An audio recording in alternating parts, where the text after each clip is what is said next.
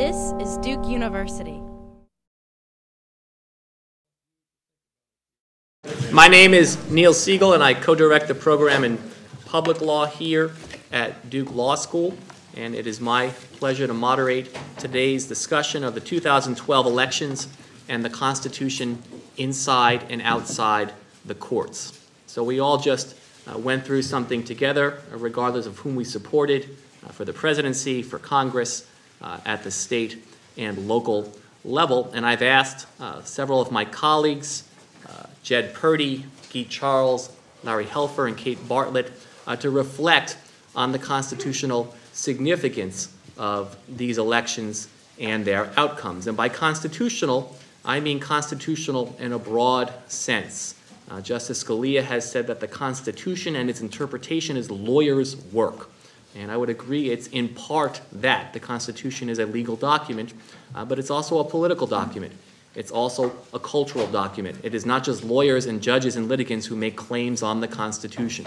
For example, in important ways, the two candidates for president this time around articulated and would enforce, both politically and legally, different constitutional visions, different substantive accounts of how government power should and should not be exercised in the American constitutional order, how individual rights and interests should or should not be protected. This was an historic election in many ways. The first African-American president was reelected, and reelected notwithstanding unemployment at 8%, a decisive victory in the Electoral College, but not a decisive victory in the popular vote. And so I think this election reflects that we're also very much a divided country on a variety of issues. It's an election in which you have, I think, an unprecedented number of women elected to Congress, in which some very outspoken opponents of abortion rights lost their races for Congress, and in which, for the first time, advocates on behalf of gay rights and of same-sex marriage won some very important victories at the state level involving referenda and initiatives. What does this suggest or portend about American constitutional law and culture, both inside and outside the courts? My colleague, Guy Charles, is going to get us started, and then we'll turn to Professors Helfer and Bartlett, and then Professor Purdy will bat cleanup, after which I may or may not offer a few words, and we'll open it up to you folks for question and conversation. Professor Charles. Thank you, Neil. I'd like to thank you for putting this together and getting me to do things that I may or may not want to do. You're a great co-director of the program, and I appreciate all of your hard work. So I want to make 2 points reflective of the theme as Professor Siegel has outlined. One, I'll talk about micro-targeting and the composition or construction of the electorate and its relationship to campaign finance reform. And then the second, I'll talk briefly about race and the 2 cases before the Supreme Court, the fact that the overwhelming majority of voters of color voted for the Democratic Party, and the possibilities that the court may be politicized in 2016 if on the Fisher and Shelby County the court overturns affirmative action or limits affirmative action and overturns Section 5 of the Voting Rights Act. And I'll try to be parsimonious to leave plenty of time for my co-panelists. Okay, so first on micro-targeting. So here's what I find very interesting is we've increasingly outsourced the majority of election administration and the running of elections in many ways to private entities, specifically to candidates and parties. So in many countries, a lot of that work is done by the government. Here in the States, the figuring out who voters are, getting them to the polls, identifying them, essentially the construction of the electorate is done by third parties, specifically candidates and their political parties. And what you saw, one of the things that you saw in the context of this past campaign is how well the Obama campaign did this and the struggles of the Romney campaign in trying to do something fairly similar, trying to identify campaigns and voters. In fact, one of the issues that came out was how surprised some of the folks in the Romney camp were by how well the Obama campaign was able to identify and turn out voters. And they do so, both campaigns attempted to do so in ways that are fairly technologically sophisticated, but by taking both publicly available information, taking information that consumer data, voting behavior, and micro-targeting and identifying candidates. So some of you listen to multiple media. I remember both in the last cycle and this cycle hearing an Obama radio ad on a black radio station. It was very eye-opening. It was like, oh, I haven't heard anything like this before. Fairly directed, and it's not simply the message that is being sent, but also voter contacts for both campaigns. Now, the question for me is both from a theoretical perspective of what does it mean to construct the electorate at that particular level. So one of the things that political scientists worry about here is we know that voter contact matters in terms of who turns out to vote, and the likelihood that you're going to turn out heavily depends on whether you've been contacted and by whom you've been contacted. So I think that's important as a theoretical question, but it's also important from the perspective of campaign finance. We've constructed our campaign finance jurisprudence on the basis of speech and messaging. But really what it's turning out to be is not just about speech and messaging, but also the importance of behavior and action.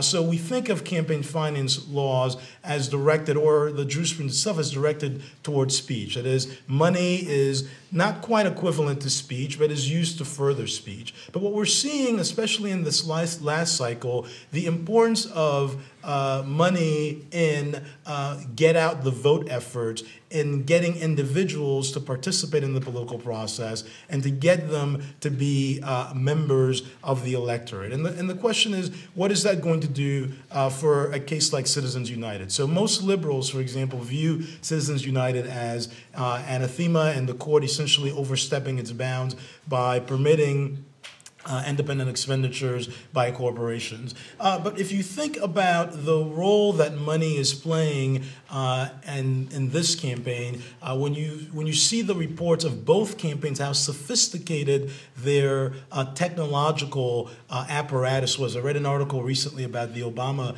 campaign, but also read articles about the Romney campaign. The technological apparatus is amazingly sophisticated. And the question for me is whether, from a jurisprudential perspective, we will have a broader view and understanding of the role that money is playing that might upend our campaign finance jurisprudence, particularly on the liberal side. I think the conservatives have a broader view, so specifically on the liberal side. And to me, that's one of the fascinating things about this election. Though we think that money, for some of us, is an evil, but really it's turning out to be so critically important in ways that I think are deeply fascinating. It's not just ads, but the role of get out the vote efforts in trying to create an electorate that is much more reflective of the society that we have. Part of that is related to the role that racial groups have played in this election. So you've seen over 93% of African American voters voted for Barack Obama, over 71% of Latinos and about 70% of Asian Americans voted for Barack Obama and the Democratic Party. I'm particularly curious to see, as the court has two race cases before it, the Shelby County case, which is a case in which the court is deciding the constitutionality of Section 5 of the Voting Rights Act. The court accepted that case just less than a week after the election, as well as the Fisher case arising out of Texas, dealing with Texas's affirmative action program. And the question for me is, if the court strikes down Section 5 of the Voting Rights Act, and if the court limits affirmative action, are we going to see a larger solidification from voters of color really turning coming out, and even, well, in Africa, from the African-American voters, I don't know how much more, you certainly can get beyond 93%, but really, is it going to matter? But specifically, Asian-American voters and Latino voters solidifying and identifying even greater with the Democratic Party, and in ways that might politicize the court in 2016. So if you think of this as the Chief Justice Roberts Court, and you think that his agenda depends upon 76-year-old Justice Kennedy and 76-year-old Justice Scalia, who will both be 80 by 2016, clearly whoever wins the 2016 presidential election will have a significant impact on the direction of the court. Everybody else is relatively younger, and we imagine that President Obama might have one, maybe two appointments over the next 4 years. So to what extent are we going to see a court that is politicized in 2016 as a result of decisions that are made by the court on the basis of race that may send particular messages to the communities of color, as well as makes the court a topic of the 2016 election? So for me, looking at this election, there are many things that one can say about it politically, but from the perspective of its relationship to law generally, I think about the role that money has played in this process and what it does to campaign finance jurisprudence. I think it's going to make it a little bit harder for liberals to be so anti-Citizens United and might have a much more capacious view of the constitutional doctrine in this context. On the flip side, I wonder to what extent, if one is Justice Roberts and one is thinking about these types of issues, to what extent one might think about the politicization of the court in 2016 if you strike down Section 5 of the VRA, which is largely responsible for racial equality in voting, as well as narrow affirmative action on the grounds that it is inconsistent with the 14th Amendment. Stop and pause here, and turn it back over to our moderator. Thank you very much, Professor Charles. And we're here now from Professor Helfer. So I'm going to focus in on the issue of the same-sex marriage ballot initiatives that were on the ballots in 4 states just a few weeks ago: Maryland, Maine, Washington, and Minnesota. And for those of you who don't know, this was the first time where ballot initiatives were approving same-sex marriage had ever occurred. So in 3 of the states, Washington, Maryland, and Maine, the referendum was, should the state approve same-sex marriage? In Maine, overturning a prior referendum, and in Washington and Maryland, validating a previous legislative enactment of same-sex marriage, which then went to the ballot initiative process. In Minnesota, there is still a statutory ban on same-sex marriage, and this referendum defeated, for the first time in any state, the attempt to enshrine that in the state constitution. So what I thought I would do would be to try to place these initiatives in a somewhat broader constitutional context, and also, for those of you who know me, in a comparative and international law context. I can't resist that. And I think there actually are some interesting parallels. And I want to suggest that we're at an inflection point on the issue of marriage equality, of same-sex marriage. And I think that there will be very rapid shifts over the coming years, although I do think that they're going to tend to divide the country up until the point that we get perhaps some resolution from the U.S. Supreme Court. So just a few words of recent history, and then I'll show you a couple of slides to give you a sense of the geographic division, both within the United States and outside of it. So if you were to go back and look at sort of the constitutional evolution of both litigation and ballot initiatives with regard to same-sex marriage, you would trace it back. You could go further, but the key recent event is the Hawaii Supreme Court's decision in Bear versus Lewin in 1993, when the court said, well, we think that the limitation of marriage to a man and a woman may violate equal protection clause of the state constitution, and we're going to send that back down to the trial court for further inquiry. And at that stage, there was a very, very quick reaction by other legislatures and by the U.S. Congress, essentially wondering, well, wait a minute, if one state recognizes same-sex marriage, would we not then have full faith credit arguments for recognition of same-sex marriage in other jurisdictions?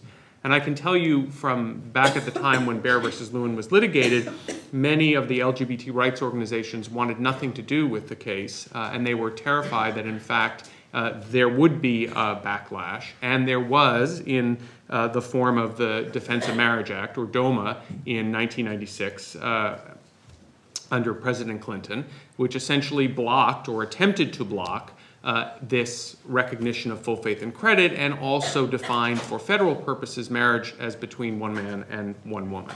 So that's where we stood in 1996. The next kind of important constitutional juncture was in 2003 with the Supreme Court's decision, 6-3 decision in Lawrence versus Texas, striking down that state's prohibition of same-sex consensual conduct between adults in private, or its sodomy statute. And there in dissent, Justice Scalia said, well, if this falls, same-sex marriage will surely be next. And he wasn't far wrong, in fact, because the following year in Massachusetts, in a case known as Goodrich versus the Department of Public Health, the Supreme Court of Massachusetts, in a 4-3 decision, cited to the Lawrence case, cited also to cases that were pending then in Canada, specifically in Ontario, and I believe also in British Columbia, in deciding that the Massachusetts state constitution recognized, or should be interpreted as recognizing, same-sex marriage.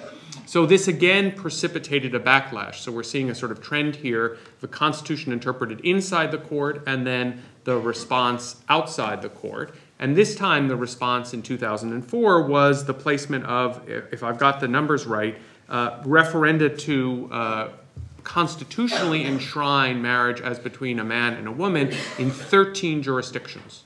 And so certainly that was a mobilizing factor in the 2004 election. Some commentators even said that President Bush was reelected in part because of the turnout, the mobilization for turnout in favor of these referenda, all of which passed, by the way, and that was crucial to his reelection. I don't know whether that necessarily is the case, but it certainly is the case that there was a response to the Massachusetts decision and a further enshrining in some states, particularly states in the middle of the country and in the South, of a constitutional ban on same-sex marriage. The next brief kind of development is, you probably now can pick up the narrative, Proposition 8, well, sorry, I should strike that, a California Supreme Court decision in 2008, again 4-3, so closely divided votes, recognizing same-sex marriage under the state constitution. That is permitted for a number of short period of time, a number of months, followed by Proposition 8, which was a ban on same-sex marriage in the California Constitution. That, in turn, has been challenged, and that challenge is pending. I'll say more about those challenges in a moment. And that more or less brings us up to date to 2012. And so if you were to look at a national map of the country in terms of same-sex marriage, and if, well, let's see. There we go. So you can begin to see, I hope you can read the legend. I just put this together just this morning, which now includes the most recent set of elections in Washington and Maryland, Maine, and Minnesota. You can see that there's a real division of regulation. And not surprisingly, there's at least, if you were to track the blue and the red, it wouldn't entirely be dissimilar from the blue and the red of the electoral map, although obviously there are some major differences that you can see there. What I will say then, before I just give you a few sentences about the sort of comparative angle, so you see a real division, right? So the dark red states are constitutional bans on same-sex marriage, and in some cases civil unions, same-sex civil unions as well, and the hard blues being recognition of same-sex marriage with a variety of variations in between. And I think that division is one that is going to certainly weigh on the Supreme Court's mind as it considers a number of potential cases that are pending before it. And I didn't check the blogs this morning, but I don't think they granted cert in anything. So if I'm wrong about that, it could happen quite very, very soon. But there are three potential challenges I'll just want to conceptualize for you, two that are pending and one I think that is more by nature of being in the background. So the one that's one of the challenges that is pending, it's actually two cases, involve challenges to DOMA that are emanating from states that have same-sex marriage, in this instance New York and Massachusetts. And here the argument is a very interesting blend of federalism with other sorts of constitutional challenges, because these amendments, the states have recognized same-sex marriage, and they are essentially saying our citizens cannot get the benefit of our recognition of same-sex marriage because of the restrictions that DOMA places upon us and upon them. So that's one set of challenges, again, New York and Massachusetts. A second challenge, probably one you might be even more familiar with, is to Proposition 8 itself, which is essentially, and its most recent incarnation in the Ninth Circuit, was a determination that very state-specific, that Californian voters in their referendum in Proposition 8 had denied a right that had previously been recognized at the state level, and that was problematic. That's also pending now before the court, I believe, on a petition for certiorari. And the third background issue is the broader question of whether an equal protection challenge or other constitutional challenges to the Constitution's limitation of marriage to a man and woman. That's lurking in the background, and I do think that sequencing is going to be important here. There are issues about how the Supreme Court might take these cases, in what order, and so forth. I think the easiest case for advocates of marriage equality to prevail on are the challenges to DOMA coming from those jurisdictions that have same-sex marriage. And I think the reasons for that we can talk about in Q&A, but largely it's a merger of equality jurisprudence and federalism jurisprudence. I think if that challenge prevails, I think then that sets the stage for some further political development, which might lead this map to change its dynamic a little bit before the Supreme Court confronts the full faith and credit argument or the substantive equality argument across the United States.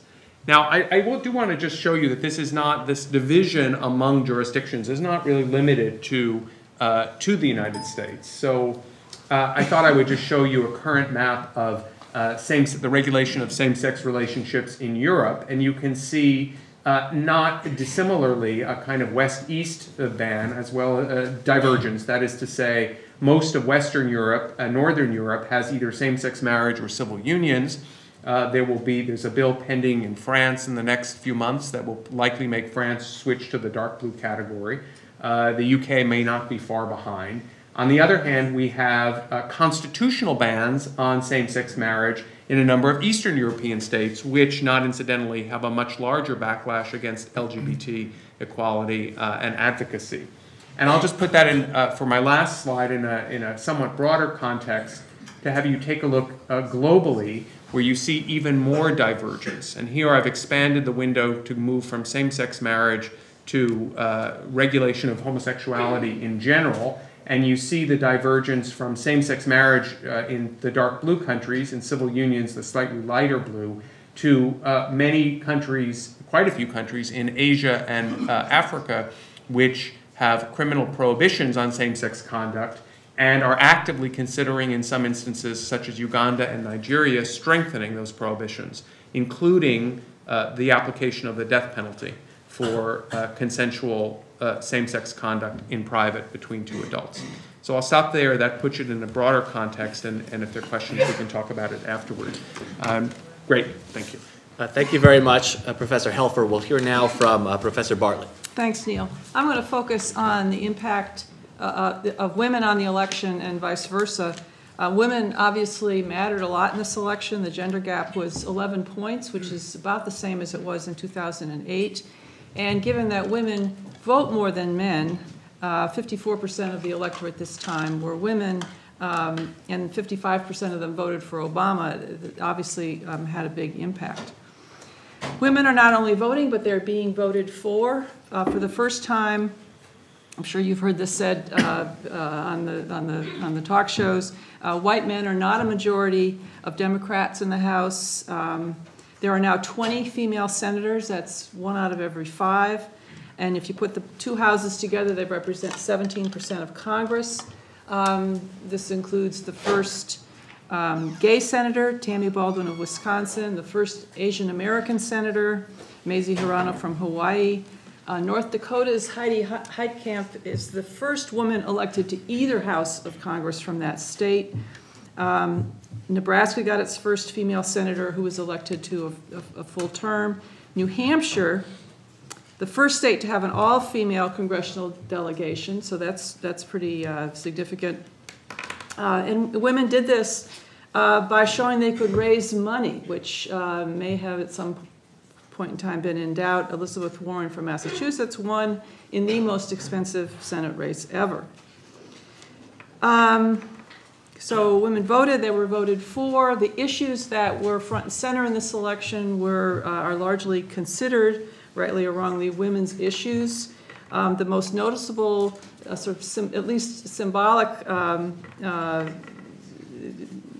remarked about fact is that Republicans with the most extreme views on women's role in generally, in particular the extreme views on abortion, talking obviously about Todd Akin and Richard Murdoch, lost.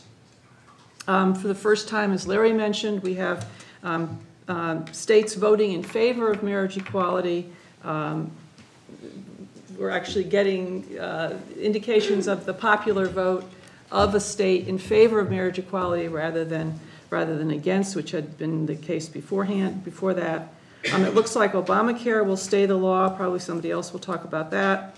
And as a result of Obama's reelection, presumably there will be no Supreme Court justice nominated in the next 4 years who's determined to overrule Roe versus Wade. Now, this 4 years is probably a pretty important period in terms of securing the rights, both gay rights and women's rights, Roe versus Wade, given that demographically those issues seem really to be moving pretty much in one direction. Nate Silver, who's obviously the big winner of this election, predicted in 2009 that every state, a majority of the population of every state would have voted in favor of marriage equality, with Alabama in 2023 and Mississippi in 2024 being the last two. Now, Silver's better at this election than he was at that because he's running a couple of years behind. California was supposed to be on board by 2010 and it wasn't. North Carolina was supposed to be on board in 2019. That's clearly not going to happen. But other than the delay, the march that he's talking about, I think we're seeing the beginnings of it. And as for reproductive rights, I think there too, the writing is on the wall. This is a little early for the applause. Even in a conservative state like Missouri, 51% of the voters say that abortion should be legal most or all of the time. I think that's significant. So these are all good things for progressives, but I want to just spin it the other way just for a moment and to not take any more time. If 20% of the Senate is female, this obviously means that 80% of it is still male. Akin and Murdoch were defeated, but how is it that there's any political constituency for the sentiments that they expressed, or for that matter, sentiments for the famous 47%? These are anti-progressive views that got a real anchor in a very close election. So that deserves paying more attention to, and I have a feeling that maybe the last two speakers may speak to that or something like that. And what will happen when the Republican Party remakes itself or is replaced by a different, more centrist party, which surely will have to be the case. This was a close election. The nation remains deeply divided. There are the votes, I think, for a centrist majority if the political system will allow that to happen. And it's not clear, despite what I said optimistically about the demographic shifts and their views towards certain progressive issues, not clear what that center is going to believe entirely about reproductive rights marriage equality, health insurance for all, more progressive income tax rates, and judges who have a view of the Constitution as something that's necessarily informed by values and vision. So I think in a way we always think this is the turning point. What we're doing right now is the most important thing ever. 2016 promises, I think, to be even bigger. 2012 was bigger than 2008 in the sense that 2008 electing the first black man president could have been a fluke. We did it again. That means something. 2016 is when we're going to get, as Guy said, probably some more turnover than we will in these 4 years. You can only guess, but obviously a big difference between if Hillary Clinton is elected president in 2016 or if it's Jeb Bush or Bobby Jindal or Marco Rubio. So that's the future. All right. Thank you, Professor Bartlett. And I spoke very fast. Now we'll hear from Professor Purdy. Hi. Thanks to all of you for being here, and to Neil Siegel for organizing this, doing a great job as he always does, and to my really insightful co-panelists. So I want to talk a little bit about the role in the 2008 and 2012 elections of two themes and what they might look like going forward. The first is the theme of openness, and I mean by that to include the role that reproductive choice played in the election, the inflection point, and I very much agree that it looks to be an inflection point in the question of marriage equality and the legal and constitutional status of sexual orientation generally, and also the symbolic significance of race, that you don't get to be shocked that a black man is president anymore if you were ever tempted to be. These changes are, of course, real and substantial changes in the content and extent of liberty protections and equality protections. They're also strongly symbolic. They stand together for the idea that in order for me to feel that there is enough space for me in this country, I don't have to and I don't get to regulate the conduct of your life or define myself by pejorative or derogatory contrast with you, at least as to the content of the public sphere and the assurances of public law, right? So the other theme that I want to speak to is the theme of solidarity. That is the question of what we owe one another by virtue of all being here together.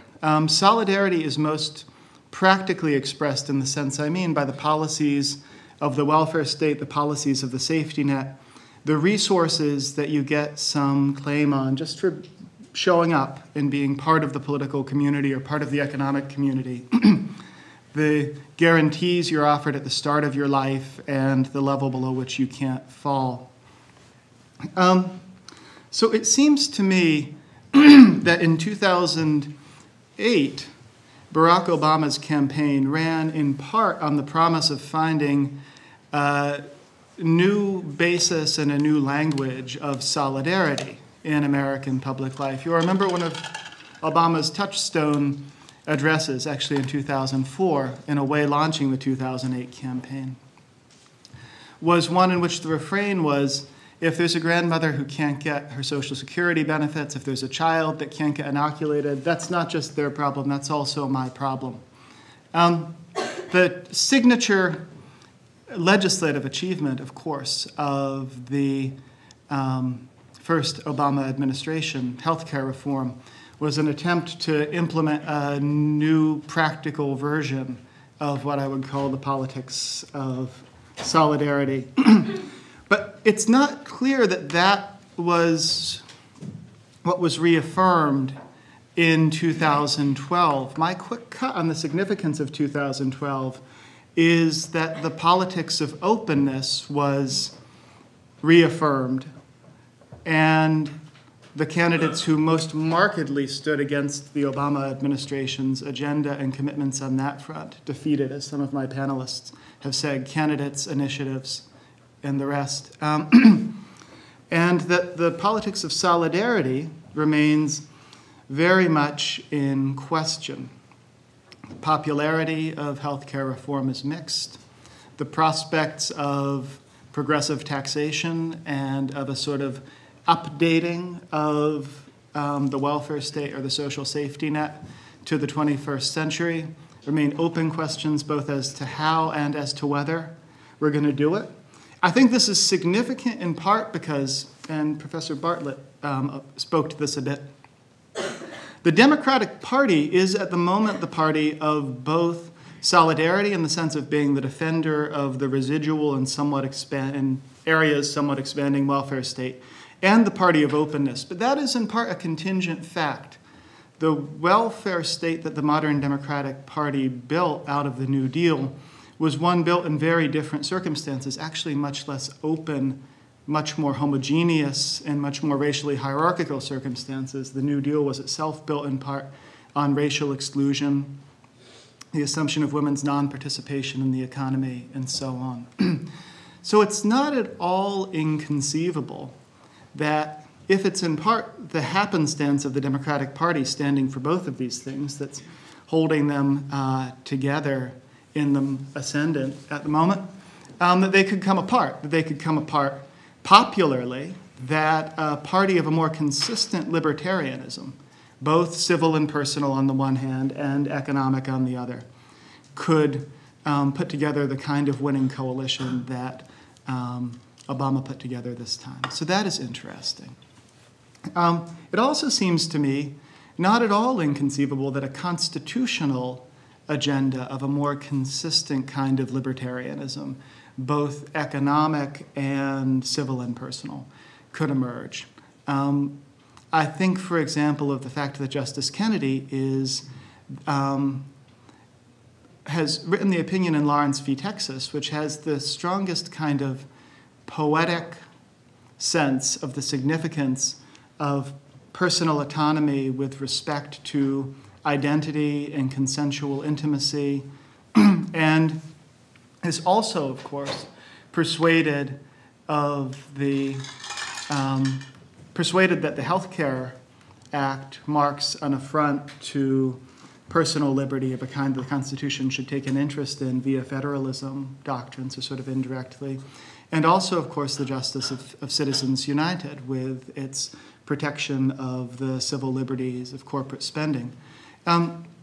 So we can imagine a kind of comprehensive libertarian agenda that would be, from my point of view, humanizing and an advance on the front of personal and civil liberty, but also throw impediments in the way of constitutional and political impediments in the way of the development of a 21st century version of a politics of solidarity. So that also is interesting. And I think all of this marks a challenge for the Obama administration and those who are sympathetic with it in the next period, which is to start to work out, both practically and at the level of constitutional principle and at the level of how we talk about these things to one another, a version of solidarity that works for the 21st century, that is not founded on the assumption that we are all alike in some of the ways we used to pretend. Some of us used to pretend that we were all alike, that doesn't rest on homogeneity, that doesn't rest on homophobia, that doesn't rest on racial exclusion,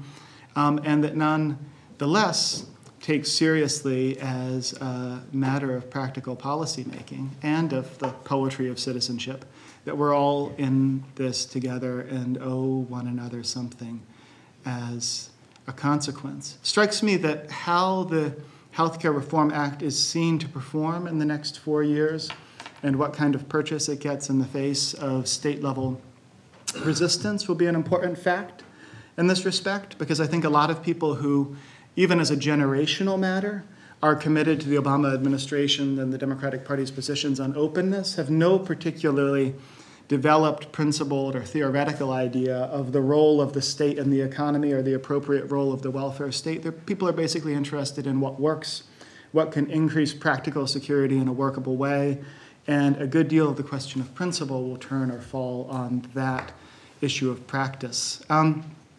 That is how well it works, how well it's seen to work. I very much want us to talk about this, so I'll leave it at that. Thank you. Thank you very much, Professor Purdy, as I listened to my colleagues, I'm moved to say a little bit about the Constitution inside the courts. I think most of the focus has been on broader themes, the Constitution outside. Here are a few thoughts on how the election results may affect the Supreme Court's behavior, how the election results may reflect the Supreme Court's behavior. And the former question is really quite speculative, because who knows what they're going to do up there. We just had an election in which the overwhelming majority of racial and ethnic minorities in this country, right, voted for the Democratic candidate for president.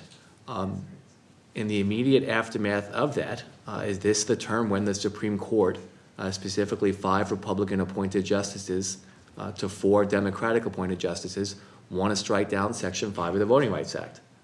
Is this the time when they want to significantly restrict the scope of affirmative action in higher education? We can have a debate about whether it's consistent with judicial role to take those kinds of considerations into account, and I think it's a complicated question.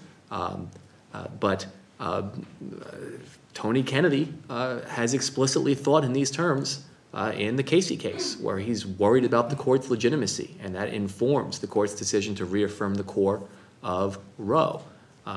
Chief Justice Roberts has given interviews, for example, with Jeff Rosen at the New Republic, in which he's worried about the court's legitimacy and its reputation in the eyes of the public. So I don't know. The writing on the wall with respect to Section 5 of the Voting Rights Act, it seems to me, is the court's previous intervention in the Northwest Austin case, in which the court said over and over again how this law raises grave constitutional problems, and if Congress doesn't fix it, we may have to strike it down. And Congress hasn't done anything, so are they going to pull the trigger now? What about the Fisher case? Not sure, but the optics, at least, of this kind of action at this time, I don't think will redound to the benefit of the Republican Party, and to the extent these justices care about that, we'll see if it affects their behavior. What about the question of the timing of when the court considers same-sex marriage? They could grant in the Prop 8 case, they could deny. What do these election results suggest? If you think it's a question of statesmanship, of timing and tact, and not just of whether something is constitutional or not, and that's how the court has proceeded with respect to racial discrimination and interracial marriage, it's how the court has proceeded with respect to sex discrimination, it's not clear to me what the message of these election results is. Justice Ginsburg famously criticized Roe for doing too much too soon. She said that there was a liberalization trend setting in the states, and the court really got in the way of that trend. That's been deeply contested about what actually would have happened if the court had not decided Roe. But it seems to me, and Anthony Kennedy might say, let's leave well enough alone and let this evolution continue. Because I can't right now say without a devastating dissent if he wants to approve same-sex marriage. I don't know that he does. But if he does, he can't say there's a consensus. There's a national consensus now when you look at the map. He could say it in a way very implausibly, but it would be more his independent judgment. The longer he waits, I think the more of a consensus there's going to be. So not clear what this election says about the timing of the Prop 8 litigation, or whether the court wants to take that issue now, or just the general question of same-sex marriage. With respect to the DOMA cases, it's very interesting, because I think you're right to call it a merger of equality and federalism. And one question I would put on the table is, ought it to be? Because if you strike down DOMA in part on federalism grounds, that states that recognize same-sex marriage ought to be able to go their way, that's a very good federalism argument for not recognizing same-sex marriage, or rather for saying that the Constitution doesn't prohibit bans on them. So the greater the extent to which you emphasize federalism with respect to striking down DOMA, the harder it may actually be to strike down bans on same-sex marriage. So I'm not sure, right, if you believe that bans on same-sex marriage violate the Equal Protection Clause, you ought to be applauding for example, the First Circuit opinion by Judge Boudin, who very much pushed this federalism theme as a reason to amplify the level of scrutiny under equal protection. What about, there are so many abortion restrictive regulations that are being imposed by legislatures around the country, and they're making their way through the federal courts, and they're going to come back to the Supreme Court. In light of the role that women played in this election, the gender gap? Is that going to make any difference? Would we get another Lilly Ledbetter case out of this majority in the Supreme Court, seeing and having Congress have to come back and rectify that kind of sex discrimination? Will the court's sex discrimination and abortion jurisprudence be moderated at all from where it was in Gonzalez against Carhart? We'll have to see. The Obamacare litigation, it's ongoing. There are other challenges.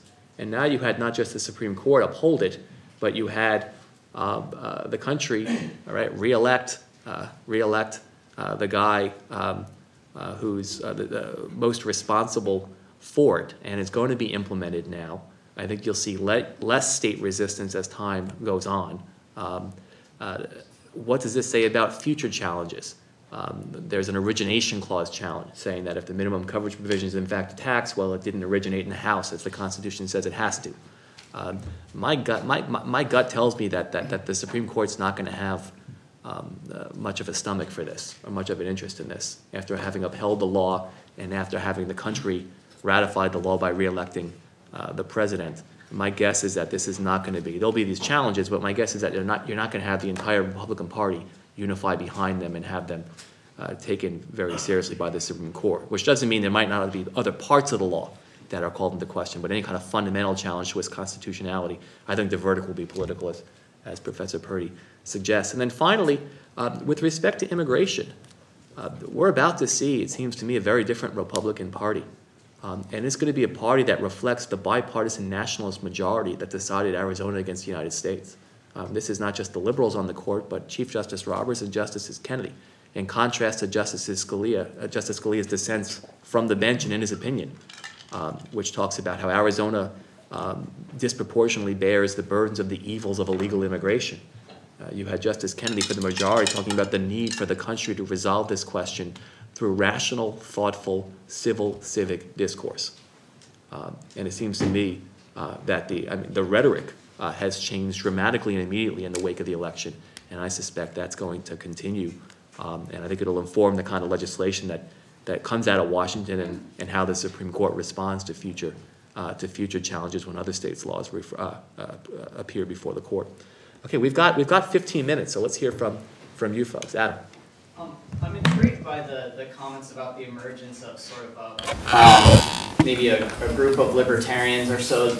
To me, it would be not the sort of Ayn Randian hardcore vision of libertarian, but sort of a libertarianism light.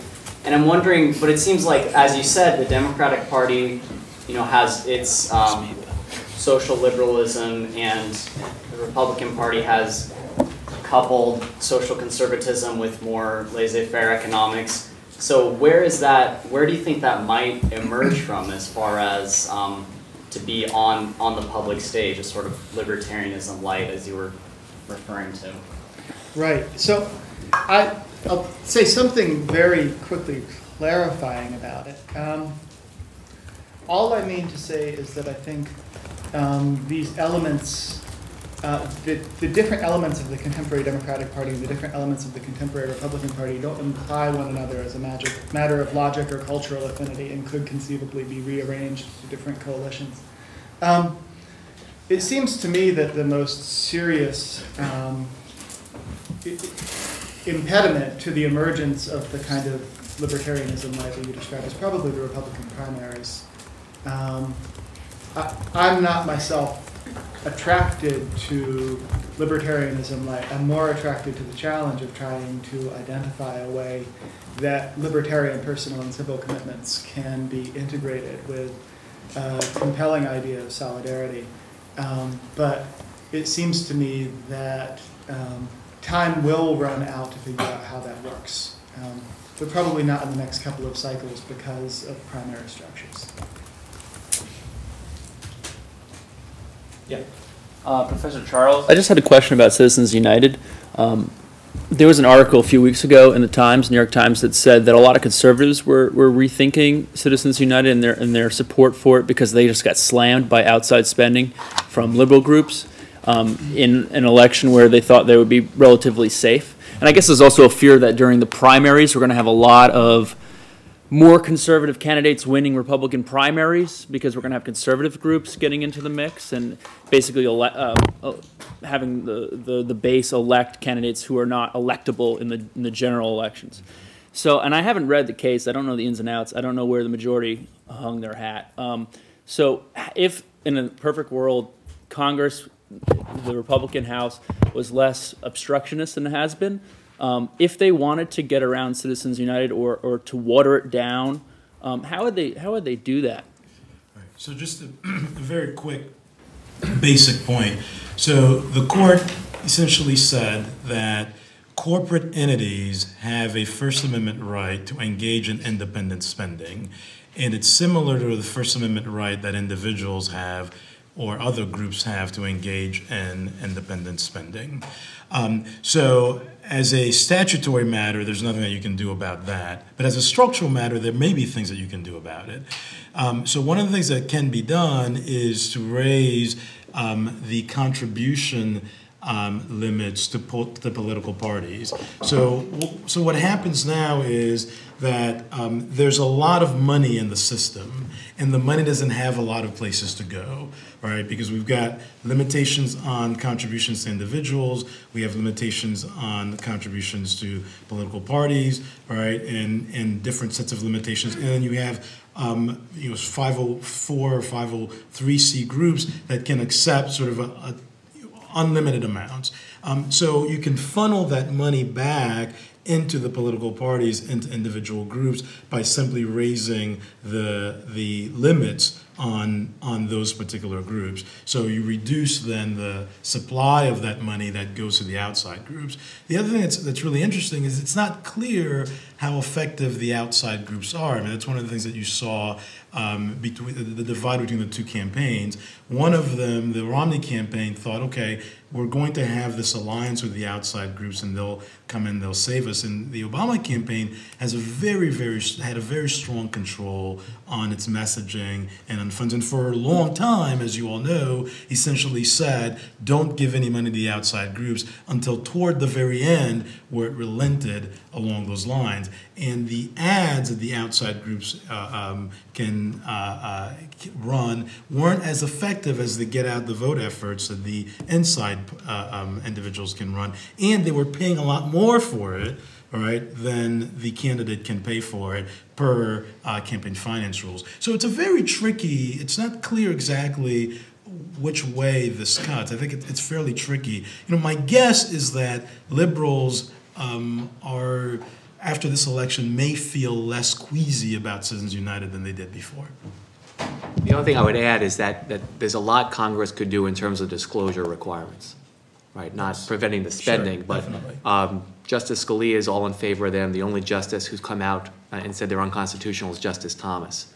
So I think you'd get a bipartisan supermajority of the court upholding robust disclosure requirements, but to date, the Republicans in Congress have been opposed to them. I don't know if that's going to change at all. It might depend on a calculation of who doesn't want to be disclosed the most.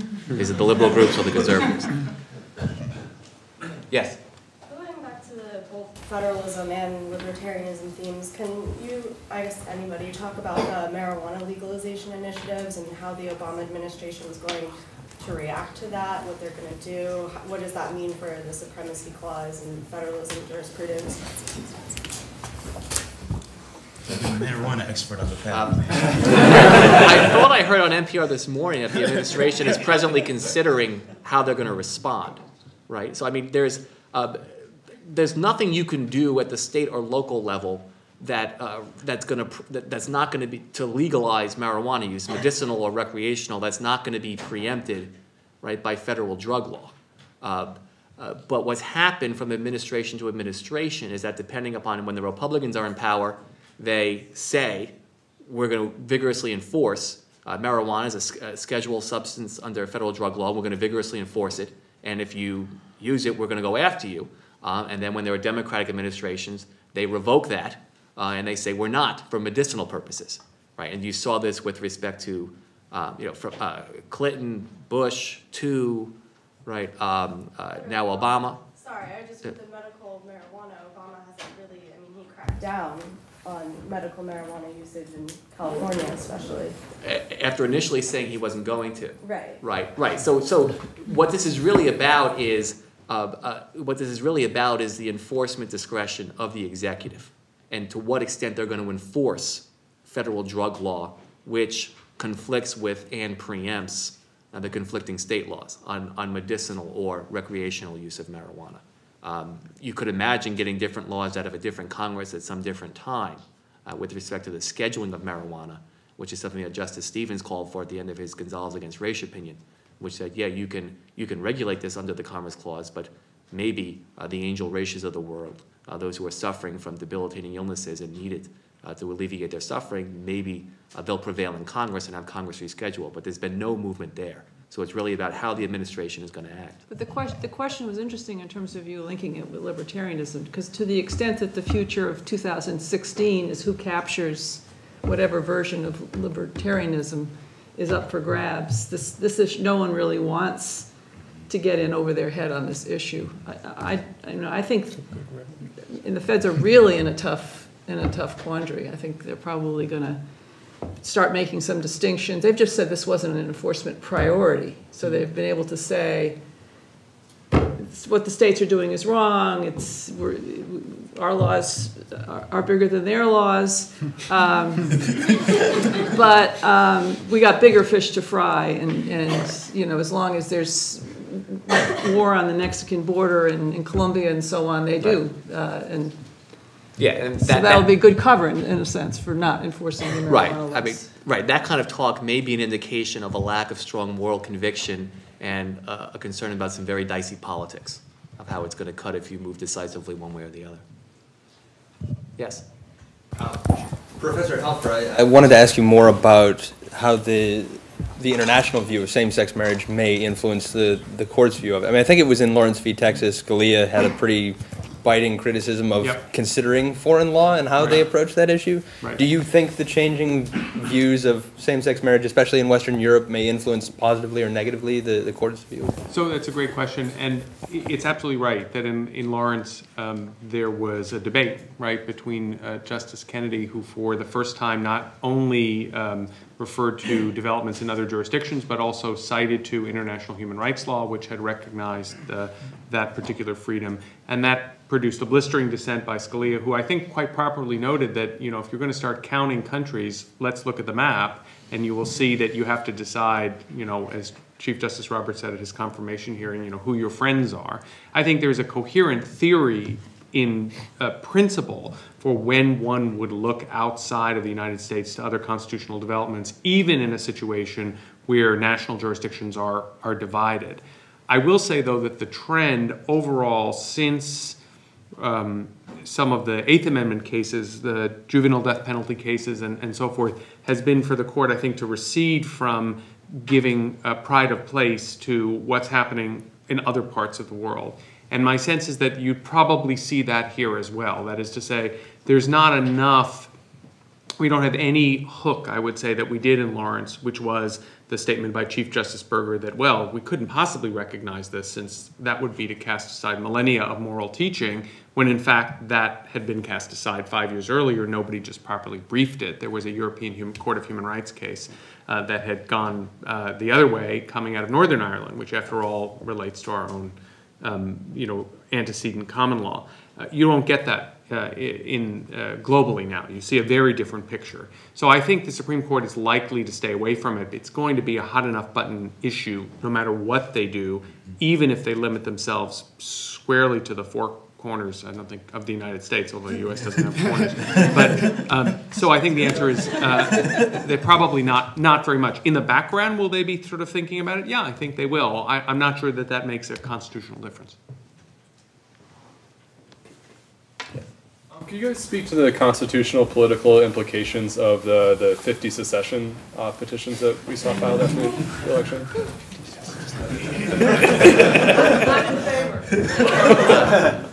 Yeah, it's. I think it's an expression of frustration and alienation, whether temporary or more enduring. I don't see it going anywhere anywhere politically. I think Rick Perry in Texas dismissed them, and he's the only Republican governor I know in recent years who has used the S word. Constitutionally, these are not the kinds of questions in our polity that we litigate. We fought a civil war over it once, and 2% of the American population died, and I don't see us going back there anytime soon. But it does speak to a point that I think you made, Jed, which is about what we owe to one another, alienation, polarization, right? Sort of like, how do we think about a society that, at least parts of it, seems to be very divided? And something that you said also, Kate, which is sort of ideas that are coming from quarters that seem to be relatively alien, that in some respects we are not fully one country, and how do we think about that, and does the Constitution have anything to say about it?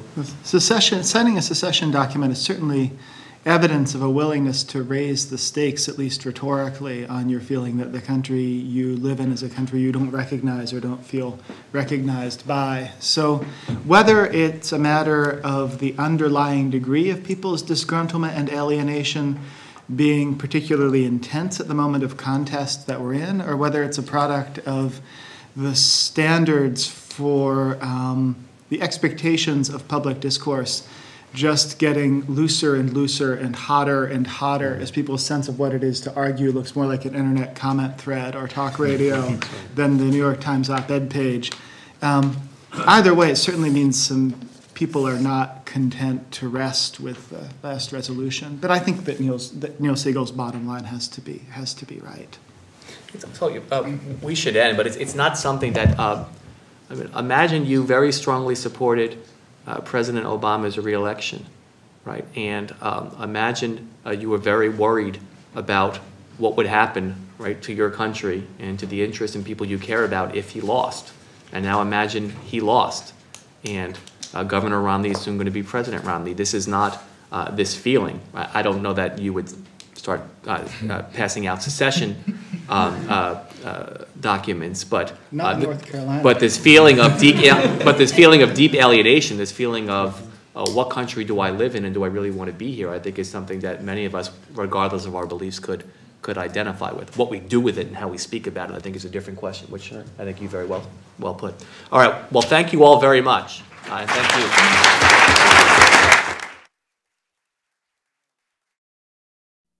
Produced by Duke University, online at duke.edu.